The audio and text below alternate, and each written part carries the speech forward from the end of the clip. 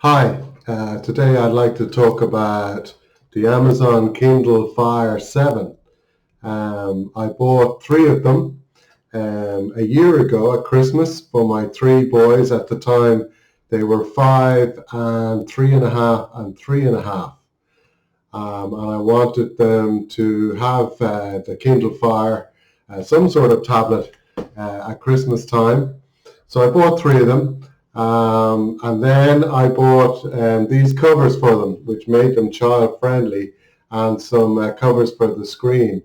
Now, that didn't stop one of them actually smashing it like this and breaking the glass, which wasn't covered 6 months later. And again, there was no point in replacing the glass. The guy said, because you might as well just buy another Kindle. So that didn't sit very well with me, to be honest. What can I say about the Kindle Fire for kids? It's a great tablet. I particularly like the fact that you can put, a profile for each of them. Has my own Amazon profile on it as the parent, but also each of them has a child profile. And when they turn on their tablet, it can automatically go into the Kindle child profile, which only shows the apps you want them to have. And besides that, you can set up, timings, how long it goes for during the day. You can say they can only use it for an hour. It even gets more complex than that, where you can say, well, they have to use these educational apps for a certain amount of time before they can play the games apps. So there's all sorts of really useful. It's a really good ecosystem, I think, that Amazon have provided on their Kindle Fires for parental control. Now, the downside, having said all that, is that, first of all, when they sell you the thing, and I really, really didn't like it, there was loads of direct advertising on it. So they sell it at a slightly cheaper price, which means they can advertise to you. And if you don't want the advertising, you then have to pay more after the fact to turn it off.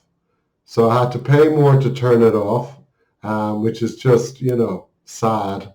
And then I suppose the real problem with the Kindle Fire is, because I asked a woman in the shop, I said, is this good for children? She says, oh yeah, I got it from my 6-year-old and it was fine. It's not fine. It's not fine. Because unfortunately what happens is, after loading maybe a couple of games, all of a sudden the whole tablet, the space is used up. And even just one or two games, the space gets used up. And unfortunately, like many Android type operating systems, it happens on phones as well, particularly if you buy an older one or a revamped one. All the space and a lot of the system uses up all the space. So then you need to get an SD card, which is an add-on memory card. So I got three of those. I got three 64 megabyte SD cards from a reputable supplier. Unfortunately, I can't remember the name now, but it was one of the main ones.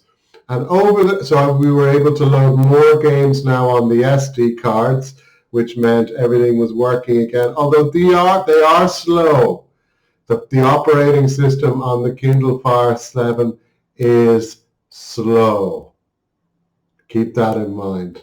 It looks good, it's cheap, but it's a couple of years old now, and it's just slow.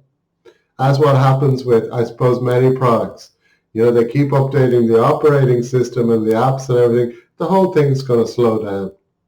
So that's the downside. And then what happened was, over the course of about 6 months, each of the SD cards in each of the three different Kindles died. And so all the games stopped loading. The SD cards wouldn't work anymore. So we had to just load one or two, to delete everything and just load one or two games again, as it was originally. But now I have to go, if I want the functionality of it now, I have to go and buy more SD cards from another, perhaps recommended by Amazon supplier, and hope that they don't all die as well. So a little bit of a letdown. It was a good idea. To sum up, it was a good idea. I love the ecosystem. It's great for parental controls for your kids. They've got some good games and some good apps. Kindle Fire 7, no, don't buy it. It's too slow. It's old. There's hidden costs, and it kills the SD cards. Sorry, Amazon. Gotta do better than that. Thank you.